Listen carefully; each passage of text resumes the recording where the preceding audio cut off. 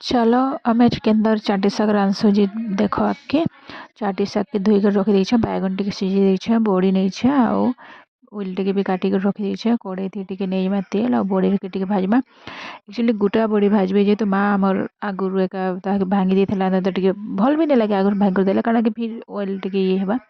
तो गोटा नेबे पर ताके भांगबे आगुरु भांगी देछे बेले तेल टिके भाजी देसु त लाल लाल लगला काढ़ी दे करी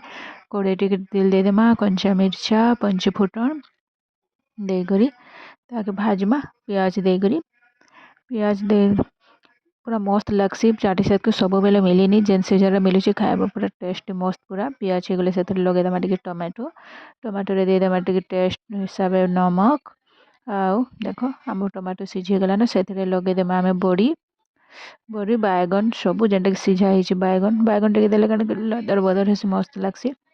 पूरा पूरी देखो तार से लगे देमा साग मिक्स करमा टिके ढापी देमा जदि वीडियो भल लगे गोटे लाइक करेंगे सब्सक्राइब करबार के नहीं भूलबे देख चाटी शाग आमर के मिक्स कर ढापी देमा चाटी शाग तो टाइम नहीं लगे सिझबार लगे देख पूरा पूरी आमर चाटी शाग रेडी इधर वर्षर फास्ट आम लास्ट रे फास्ट खाऊँ चाटी शाग